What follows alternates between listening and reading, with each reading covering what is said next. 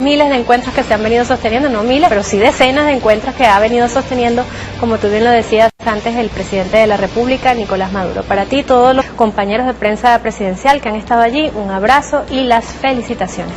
Pero aquí seguimos conversando, les recordamos, por Sergio Rodríguez, internacionalista, y vamos a hacer una pausa primero, pero al retorno vamos a estar hablando de lo que viene después de esta, del fin de esta segunda cumbre, ¿no? La troika, que ya no es troika sino cuarteto, quiénes la integran, cuál es el objetivo de ese cuarteto y cuáles son los planes a futuros de la CELAC, lo vamos a estar debatiendo en la próxima parte de Mesa Informativa. Ya venimos.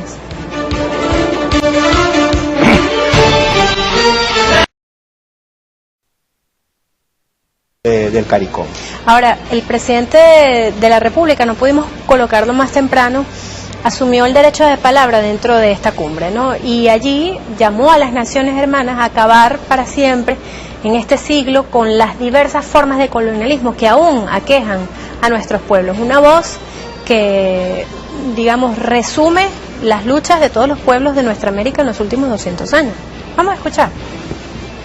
Concepto de lograr de nuestra región, de América Latina y el Caribe, sea un territorio libre de colonialismos y colonias. Hermoso concepto que nos expresa a todos, precisamente acabar con los viejos enclaves y las viejas formas de colonialismo y con las nuevas formas de colonialismo que por distintas formas se nos van colando.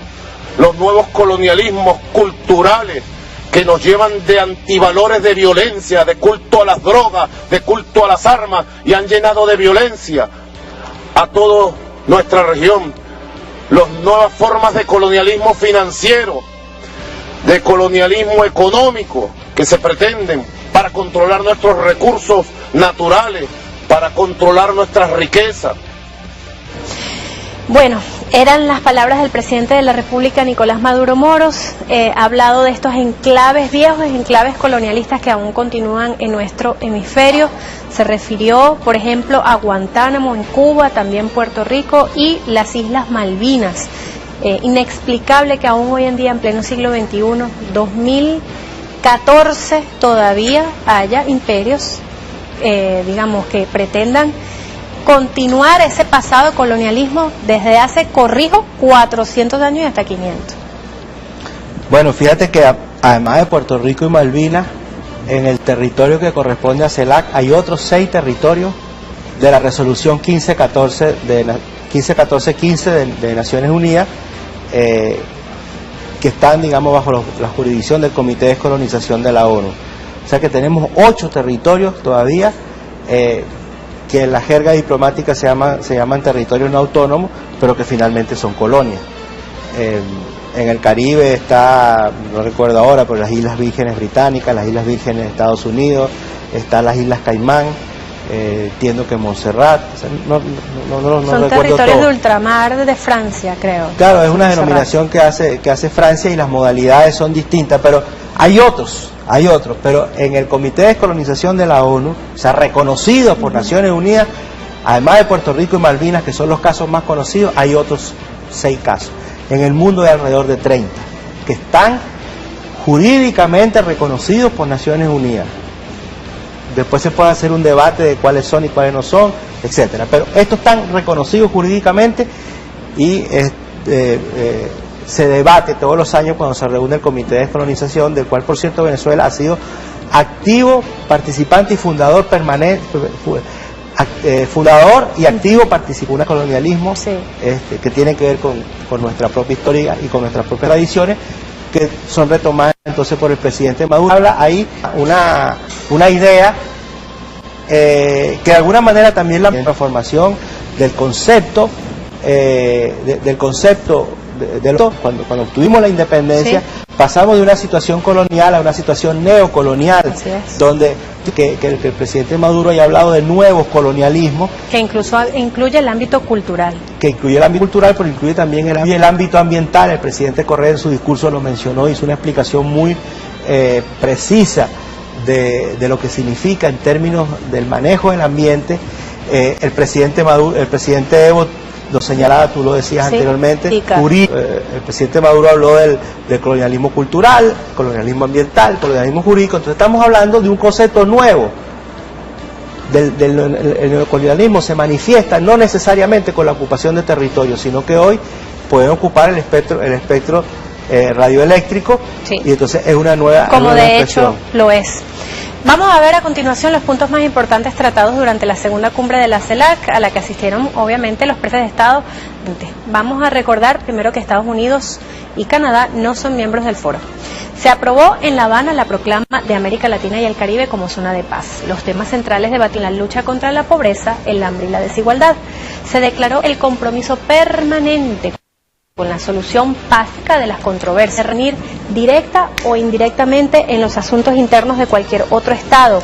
Además, observar los principios de soberanía nacional, la igualdad de derechos y la libre determinación de los pueblos. Los únicos presidentes que no asistieron fueron los de El Salvador y Panamá. Bueno, es importante también recordar que esta cumbre se inauguró con un minuto de silencio en homenaje al comandante Hugo Chávez, quien presidió la cumbre constitutiva que se realizó en el año 2011 en Caracas el 2. Pero dentro de esos saltos logramos descubrir continuidad. ¿Qué significa? Venezuela le dio un gran impulso, Chile no, Cuba. Lo interesante es que a pesar de esto ha habido continuidad. Los discursos, a pesar de los matices ideológicos que uno podía descubrir, incluso desde el punto de vista estrictamente de la utilización de determinadas frases por cada uno de los jefes de Estado y de gobierno, uno podía descubrir que existe por lo menos y entender desde el país más grande que es Brasil hasta el país y México, Argentina, los países de economías lo reconocieron en este evento, sino que en general han reconocido que no pueden ir al mundo, no pueden ir al futuro del sistema global si no van de la mano, si no vamos unidos. Ninguno, ni siquiera Brasil, que estamos hablando de la sexta economía más grande del planeta, puede tener una presencia activa en el sistema internacional si no va de la mano de sus vecinos, de sus similares. Y eso es muy importante porque eso genera condiciones favorables para la integración, el entender, por ejemplo, el tema de las asimetrías. Estamos hablando de Grenada, es un país de 125 kilómetros cuadrados, y Brasil es un país de 8 millones de kilómetros cuadrados. Que sus presidentes tengan el mismo derecho a voto, el mismo derecho a opinar. Sin derecho a veto.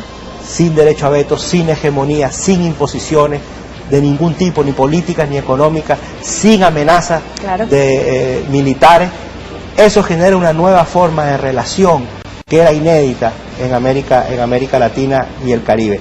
Yo creo que por eso te digo y con esto cierro, que vamos a hablar del sueño bolivariano, tenemos que hablar ahora el proyecto bolivariano cumplido, que se comienza a construir y que va avanzando poco a poco. Gracias, Sergio Rodríguez, por haber estado aquí en la mesa informativa de nosotros este resultado de la segunda cumbre de la Comunidad de Estados Latinoamericanos y Caribeños, que ha decretado y declarado al mundo que somos un territorio de paz. Las dejo con un sonido del comandante Hugo Chávez del año 2011, proclamaba, por cierto, la consolidación, la conformación de la Comunidad de Estados Latinoamericanos y Caribeños. Gracias por haber estado con nosotros.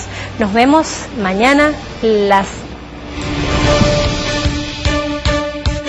Pongamos sin temor la piedra fundamental de la libertad suramericana. La libertad suramericana. Colectivo.